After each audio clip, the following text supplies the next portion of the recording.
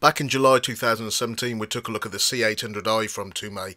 Now, even to this day, this was one of the best looking projectors and it performed really well. A lot of you went out and bought it. Now, skip ahead 5 months, they've sent me this thing. This is the V3 from Toumei. It's had a complete overhaul.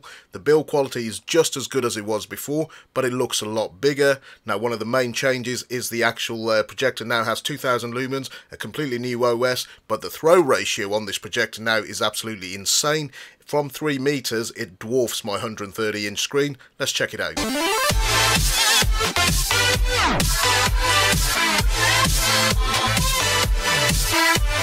Just so you guys know, I have not actually opened this box yet, so you're sharing the unboxing experience alongside myself. So, as soon as you take the cover off, you're greeted by this little foamy packaging. Take that off and you get the projector. We'll come back to that shortly. Now, you remove the little tray and you're greeted by 4 little boxes, just like you get with the WXGA Z4 Aurora. Inside box number 1, we find a pretty bog standard remote control that we've seen before. Nothing special at all. Inside box number 2, we actually find the power brick adapter that goes with this projector, and box number 3 we get the power cable, vary from country to country, and finally box number 4 we get some RCA cable and a 2-meter HDMI cable, and finally you get a pretty well written instruction manuals with diagrams, so nothing to complain about there. Doesn't matter how many times you do this, this is still satisfying. I love peeling the film. Look at that surface, it looks like a mirror, it looks really nice, so you can see everything very clearly. Like even the video light, and you can see the camera, and there's my new tripod. So yeah, looks good so far. Let's take a look at the device. So let's take a look at the device. On the front you've got this heat dissipation venting and the lens, and there's an IR port somewhere along the front as well.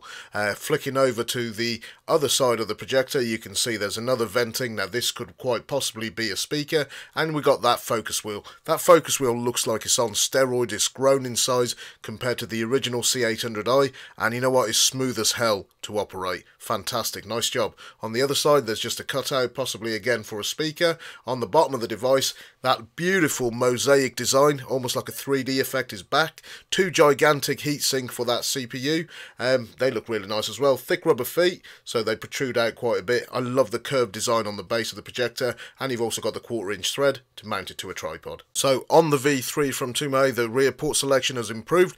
Big old well-made chrome power on button. DC power input, USB 2.0 for peripheral devices like your mouse, HDMI USB 3 for your external hard drive, LAN port, audio video, headphone jack, and it actually supports a 64GB micro SD card slot, which sits nice and flush, so you can leave it in there as internal storage. So realistically, I'm not expecting the V3 to perform like, as you can see, what's on the screen. That picture is being created by the WXGA H1, a full 1080p projector. Now the throw distance from where the projector sits to the screen is about 3 meters. As you can see, I've got the H1 plugged in and the V3 sitting next to it. We're going to swap over the HDMI lead and fire it up and see how well this thing does. Yes, I know my cable management is shocking. Let's begin.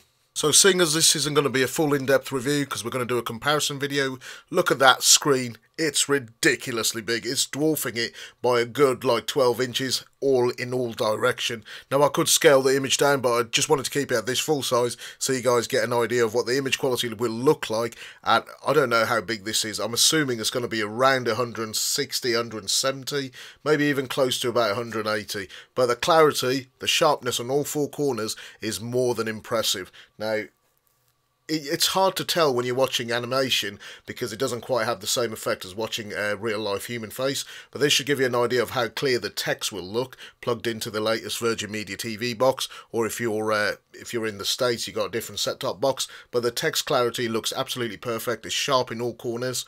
If you're a sport fan, then as you can see, if you just watch the ball, there's no distortion, there doesn't seem to be rainbow effect or anything like that. It's looking pretty damn good. Let's go upstairs and we'll check out the menu options. As far as noise levels quickly, this thing is actually better than a Z4 Aurora and the Seeing Y2 and many other DLP projectors. It's not quite as good as the WXGA H8, which was ridiculously low, but 28 to 33 average is not bad at all. Pretty impressive. So here it is. This is the menu. So you can got your browser, you can play video, Play Store, apps, files and settings. If you press the sub menu option, it will bring up this screen, gives you access to power source, advanced image, and you can also change a few other settings. In the picture settings, you can control things like your aspect ratio, and you can scale the image down using digital zoom. You also have access to color temperature on that screen as well. As far as the 3D settings, they're quite comprehensive.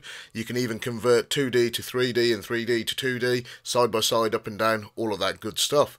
You've also got access to a various array of sound control, including surround sound, sound balance, and it's got a various range of kilohertz and frequencies, that you can run at.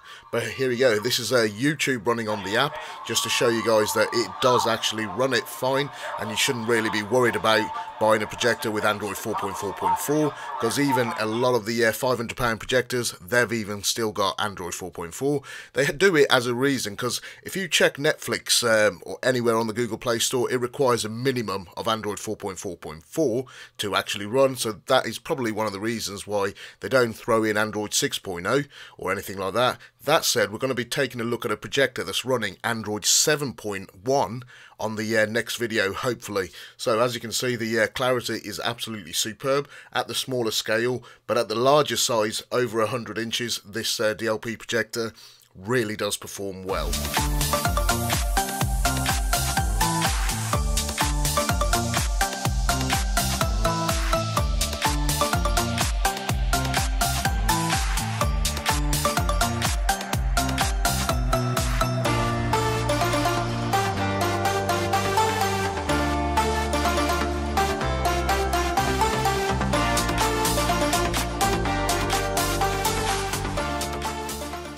Also, I had no problem connecting my smartphone to the projector using my Galaxy Note 8. You've got AirPlay app and you've got a Miracast app pre-built into the actual projector. There you have it. So there you have it, guys. That was the Toumei V3 DLP projector. As always, I'll link it in the video description if you guys want to learn more or go check it out. There will be an offer code for those of you that want to take a leap.